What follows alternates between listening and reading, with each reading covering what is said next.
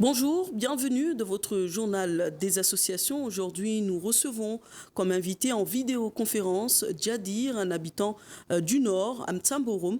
Il va nous faire un point sur la situation actuelle à la suite des barrages érigés par les parents au Nord. Il va nous faire un point sur la situation au Nord. Mais tout d'abord, voici les titres.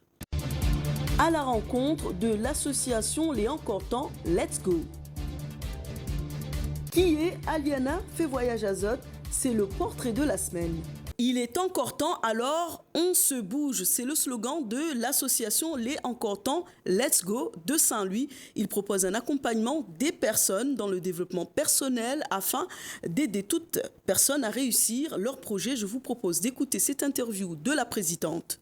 L'association Les Encore Temps, Let's Go, est une association saint-louisienne dont le but est de révéler les potentiels des populations délaissées, démotivées, découragées, fragilisées, les amener à reprendre le pouvoir sur leur vie et à retrouver une confiance en la capacité d'en être l'auteur. Le nom c'est Les Encore Temps, pour dire créole, Les Encore Temps.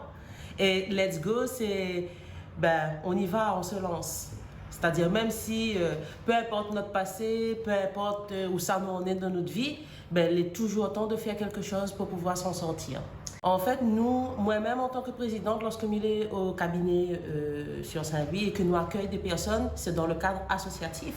C'est-à-dire que nous accueillons des personnes tous les matins de 8h30 à 12h30 et nous installons un cadre de bienveillance et de bienséance pour que la personne en fait puisse livrer à nous avec confiance et dans la confidentialité.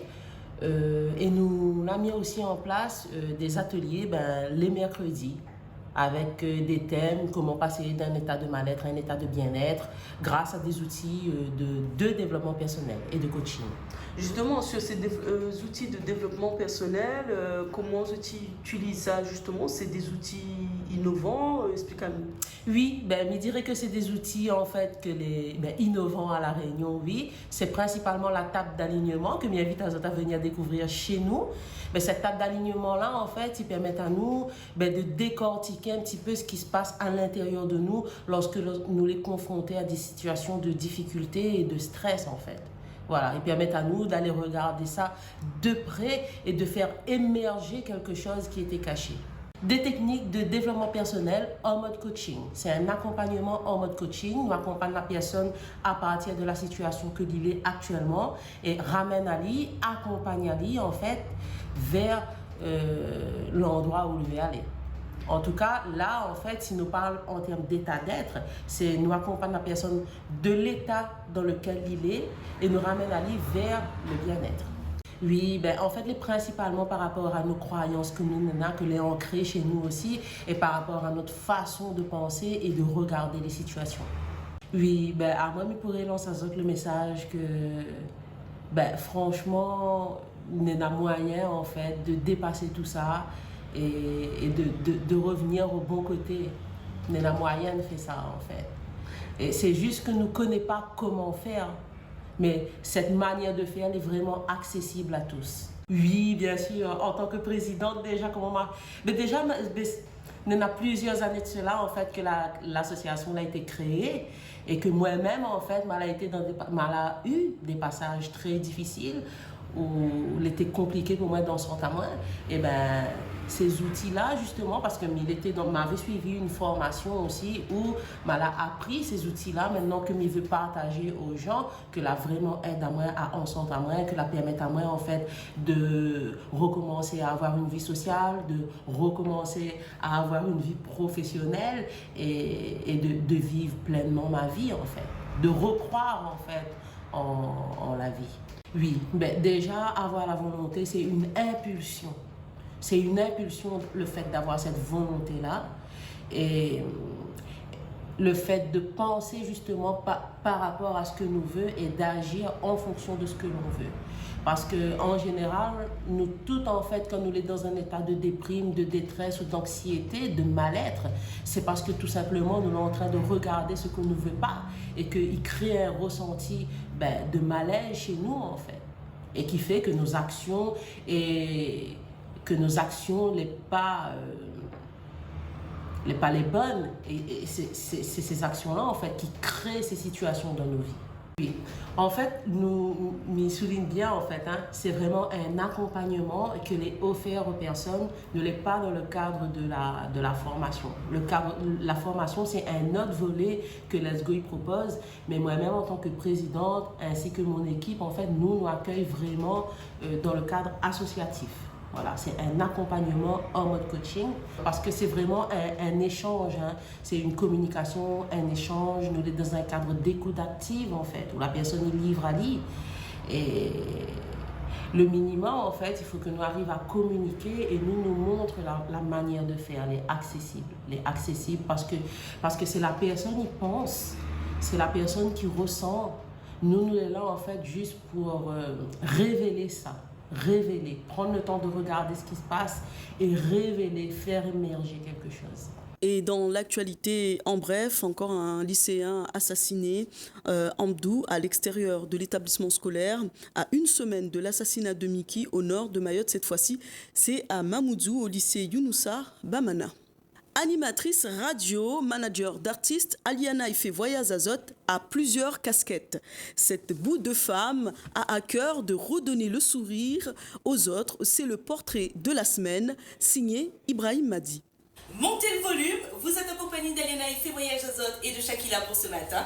Et joyeux anniversaire à toutes les personnes qui fêtent leur un an de plus aujourd'hui. On sourit, la vie est belle. Voilà la devise de Aliana. De police nationale, décoratrice d'intérieur, attachée de presse à animatrice radio, cette mère de famille de 3 enfants mariés est une boulimique d'activité. Moi c'est Aliana Ife Voyage Azot, animatrice radio du lundi au vendredi 6h-9h pour RGM Radio. Mais à côté de ça, Aliana Ife Voyage Azot, c'est aussi une autre casquette dans le monde de la musique. Donc, je suis manager d'artistes, attachée de presse, organisatrice événementielle. Et qu'est-ce que je fais aussi? Je fais de l'animation micro. Et qu'est-ce que je pourrais te dire? Ça fait quelques temps que je suis dans la musique depuis 2014. Eh ben, je suis mère de famille. Ouais, je suis mère de famille. J'ai 3 ados. Ouais, c'est déjà du boulot, c'est déjà du taf. Et puis, je suis très famille. Je suis quelqu'un de très, très sociable. Famille, amis. Mes amis comptent beaucoup dans ma vie. Et ma famille aussi. Donc voilà, j'essaie de partager. La ville est tellement courte. Notre île est tellement belle. On a toujours à découvrir. Donc, sortir au maximum, faire découvrir. D'origine niçoise, Aliana vit à Saint-Pierre où ses parents sont nés. Ayant la fibre artistique, elle fait bon nombre de rencontres qui lui ont permis d'être animatrice radio, podium pour le Sakifo, Esprobat, l'Olympia. C'est avec beaucoup de fierté que son ancien directeur d'antenne s'exprime à son sujet. Ce que j'ai retenu d'Aliana, excellente animatrice de radio, bonne présentatrice également au niveau du monde musical en général, réunionnais. Donc, elle fait partie, je dirais, partie intégrante du paysage radiophonique et spectacle également au niveau des événements. Ici à l'île de la Réunion, elle a entièrement sa place. C'est une femme qui, je dirais que c'est une combattante. Je dirais que c'est une femme qui n'hésite pas également à retrousser ses manches pour mettre la Réunion en l'air, comme qui dirait, pour en créole, quoi. Voilà, donc elle n'hésite pas également à retrousser. C'est une fonteuse, une battante, voilà, au niveau de la culture en général.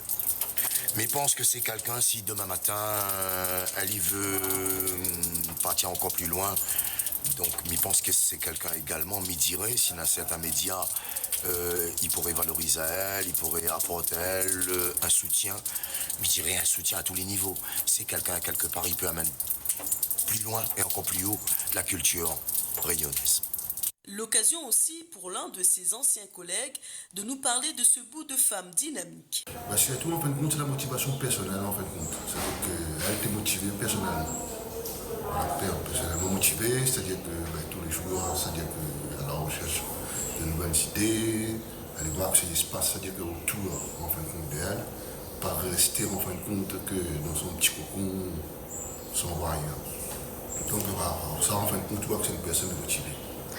Il ne faut pas que ça, en fin de compte, c'est des animatrices radio, animatrice commerciale, c'est-à-dire que tout ce qui dit les événements, tout ça. Donc elle est un peu partout, et un peu de journaliste aussi de temps en temps. Sur les radios. Donc voilà, par rapport à tout ça, c'est-à-dire que elle a bien avancé. Et voilà, après, elle n'est pas facile en fin de compte. Ben, moi, je souhaite en fin de compte qu'elle continue dans ce métier-là, même si en ce moment, c'est-à-dire que c'est un peu la galère. Et en réel, c'est un bon petit place. Aliana parle couramment l'anglais. Après avoir animé plusieurs scènes internationales, elle souhaite aujourd'hui, si les frontières réouvrent leurs portes, repartir à la découverte du monde et faire de nouvelles rencontres. Bah ouais, c'est ce truc-là qui fait que c'est Aliana, que c'est pas quelqu'un d'autre. Pas être prétentieuse sur le moment, mais me dire voilà, il faut avoir quand même ce côté. Pourquoi moi et pas un autre? Mais reprends un exemple, la radio le matin, pourquoi écoute à moi et pas écoute une autre radio? Parce que voilà, on a ce truc qui fait que, ah ouais, Aliana, ouais. Aliana, ça d'avoir le sourire, Aliana, ça d'avoir ce petit truc qui fait que maman a envie d'écouter elle le matin. Ou même dans toutes les activités qu'il fait. Nous voilà à la partie interview avec notre invité Djadir, un habitant de la commune de Mtsamboro. Il est actuellement à l'extérieur. Vous êtes sur le plateau actuellement, vous êtes en direct avec Télé Créole. Vous venez juste de terminer une réunion avec le corps enseignant représenté par le rectorat et aussi la préfecture. Comment ça s'est passé? Il ne m'entend pas. La réunion n'est pas encore terminée, hein, on y est encore. D'accord, la réunion n'est pas encore... Mais encore une fois, c'est... Il faut que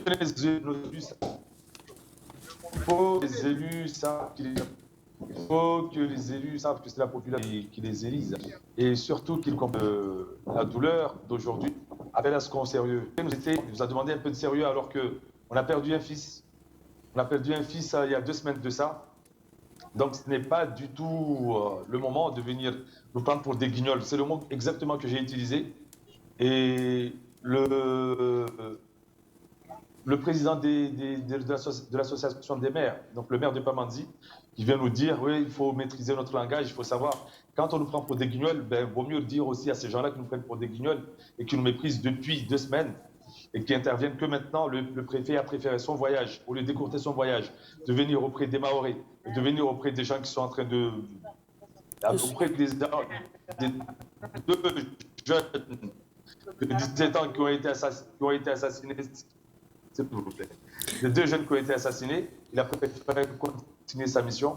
Donc, quand on nous méprise, on n'a pas utilisé les mots justes, donc, les mots exacts pour... donc les habitants de Mtsamboro, pas seulement... Ils doivent savoir où ils se positionnent. Les habitants du Nord. C'est la population qui les a...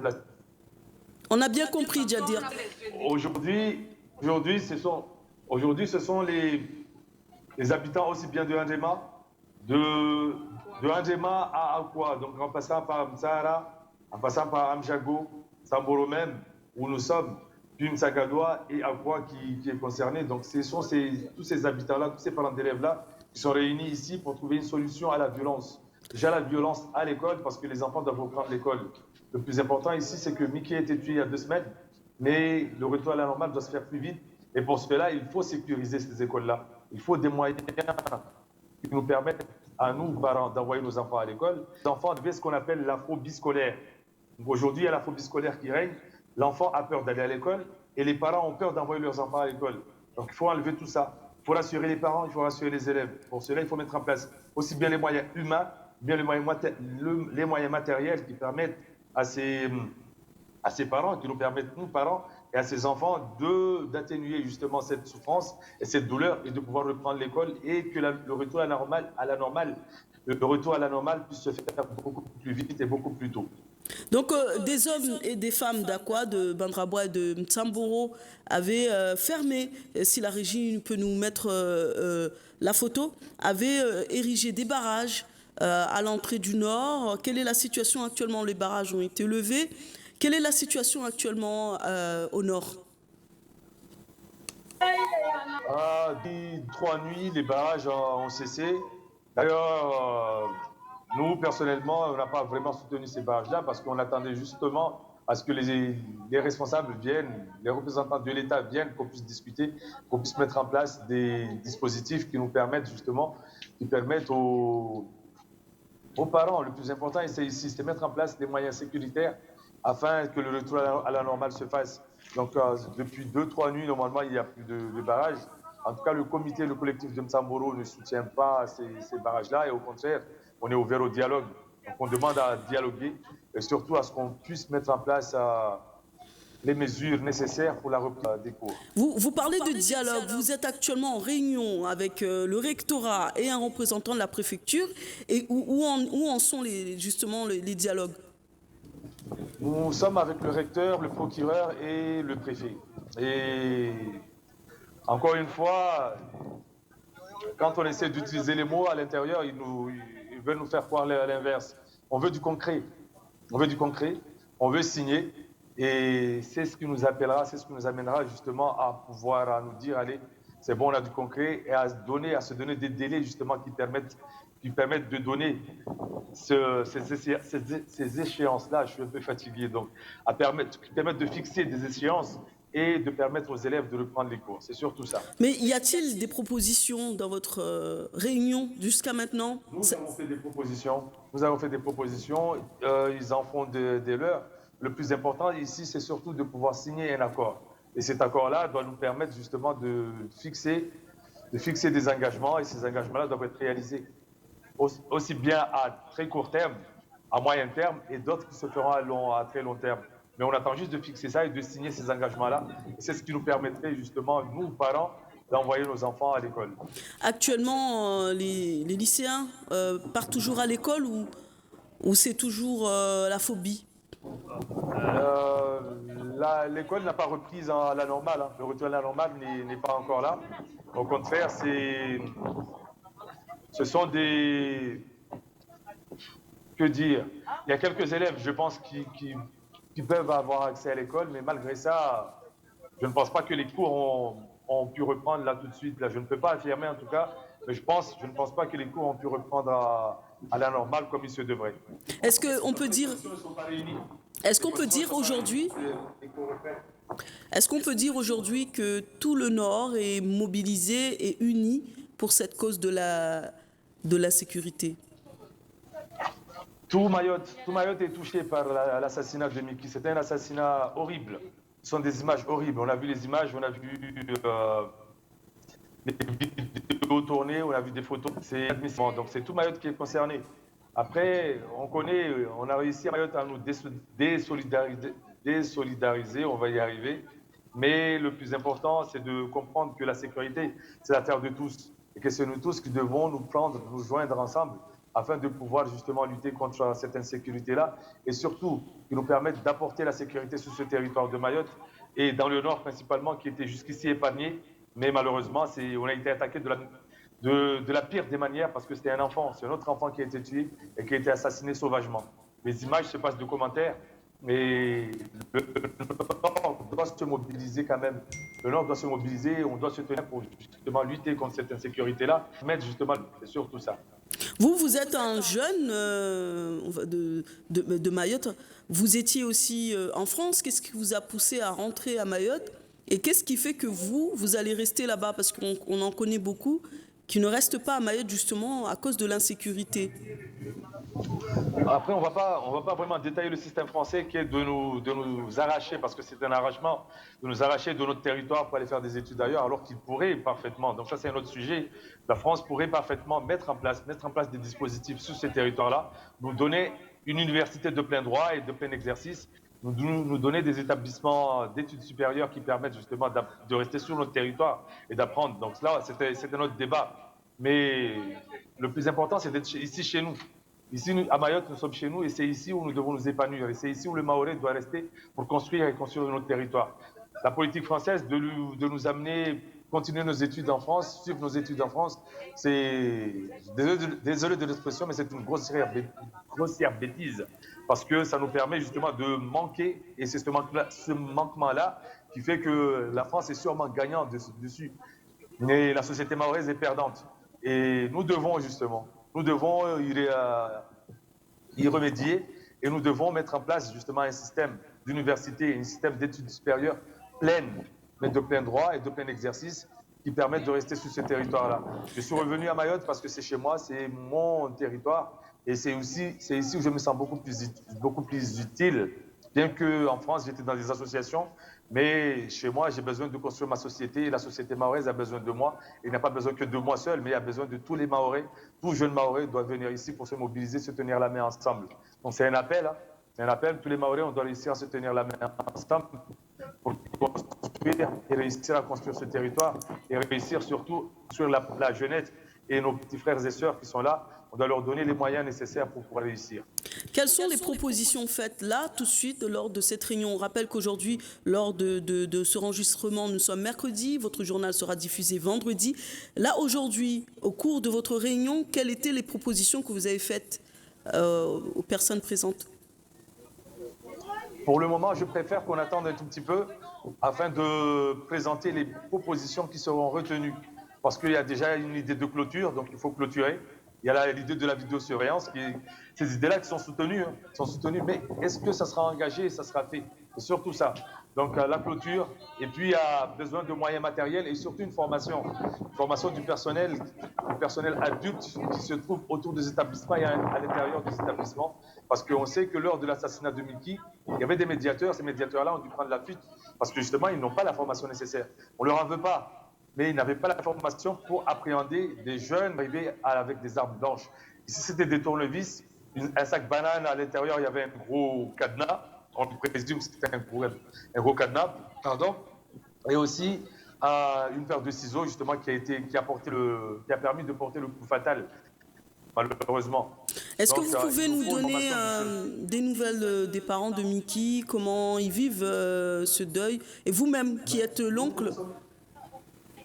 Nous sommes tous abattus. C'était mon neveu, c'était un enfant du village, Mickey, donc c'est tout le village qui est abattu. C'est tout Mayotte qui a encore du mal à se remettre. Le hasard a fait qu'une semaine plus tard, il y a un jeune homme de Mamoudzou, Amdoul, qui a été poignardé encore. Donc, encore des blessures qui s'ouvrent et qui se rouvrent. Il y a eu une agression en fin de journée, donc on apprenait encore. Donc, c'est devenu un fléau. C'est devenu un fléau qu'on ne maîtrise plus sur le territoire et que, malheureusement, je pense que Mayotte s'enlise. Mayotte s'enlise dans ces agressions-là et dans cette violence. Donc, on doit réussir justement à passer outre. Donc, les parents sont, pour revenir à cette question-là, les parents sont encore meurtris. On s'en remet. Un gamin qui était plein de dynamisme, qui était plein d'ambition et qui était engagé dans le village, dans les associations du village, et aussi au niveau social sportivement et au niveau sociétal. Donc, c'est un gamin, c'est une perte énorme pour le village. Ce ne sont pas que ses parents, c'est tout le village de Msamboro, mais c'est tout Mayotte qui perd aussi, parce que ça aurait pu être un gamin sûrement très, très dynamique pour notre territoire. Après, paix à son âme, qu'il repose en paix surtout, mais difficile de deux. Plus jamais, c'est ce que les parents espèrent et c'est ce que l'ensemble des Mahorais souhaitent. Quel serait le message à passer? Peut-être aussi passer un message aux élus ici à La Réunion qui pourraient peut-être vous proposer des solutions. On sait que des communes de Mayotte font des conventions avec des communes ici à La Réunion. Quel serait le message à leur adresser?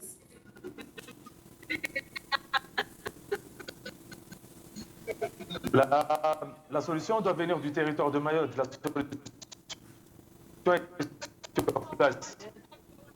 solution est sur place. Les municipalités doivent réussir à créer des services d'animation sportive qui accompagnent ces enfants-là, qui occupent ça en dehors des heures de cours. Et les gamins en perdition, il y a des gamins qui sont hors du circuit scolaire, il faut les accompagner, il faut les amener à l'emploi, il faut les formations. Donc les solutions sont sur place. N'allons pas chercher dehors. Après, s'il y a des apports qui viennent de l'extérieur, on ne peut pas dire non. On ne va pas les refuser. Mais surtout, mettre en place sur le territoire justement des mesures qui permettent justement d'avoir des animateurs rémunérés et qui prennent en charge ces gamins-là. Donc, il faut que nos autorités locales accompagnent ces gamins-là et ces enfants-là. Merci, Djadir. On rappelle que nous étions avec Djadir, un des habitants actifs des collectifs de parents et d'associations du village de Mtamboro. Voilà, donc nous étions en direct avec le nord de Mayotte. Merci de nous avoir accordé cette interview. Voilà, nous sommes arrivés à la fin de cette édition. Merci de nous avoir suivis. Continuez à rester vigilants face au Covid-19. Bonne continuation sur Télé Créole.